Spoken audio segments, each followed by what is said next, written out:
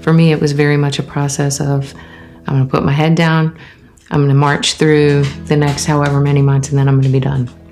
And I immediately felt very comfortable with Dr. Greg and the whole team, which made all of it much easier. Colon and rectal cancer is the third most common cancer nationally, and the stage it was at, she needed to go through chemoradiation. Rectal cancer specifically, you're in an enclosed bony space with not a lot of room, which makes operating there quite challenging. She was a very attentive patient, very motivated, followed directions, and suggestions very well, and that makes, your job as a physician when you have a motivated patient much easier. I had just married my husband in December of 2014. We had a life and a lot of things going on, and I work. I'm an attorney, and none of it was really in a position where I was just going to shut it down and not do it. It just wasn't an option for me. She would just, she just carried on like it was not going on. She was always on her way to work.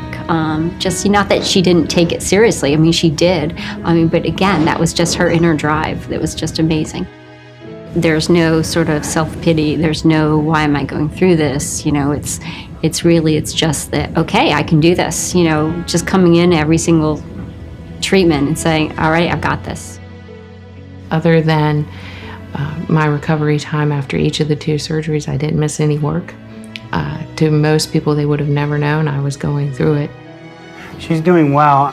She had her surgery. She had a complete pathologic response, meaning that between the chemotherapy and the radiation given before surgery, when they did the final surgery, taking out that piece of the rectum and putting her back together, she had no residual cancer at the time of surgery.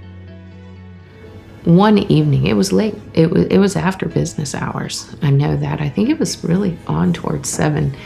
And Dr. Greg came flying in the room and he said, we got everything back. There were 0 cancer cells. There was nothing there. And I remember later after he left, my nurse said to me, she said, he stayed to get that result tonight to make sure to get it to you.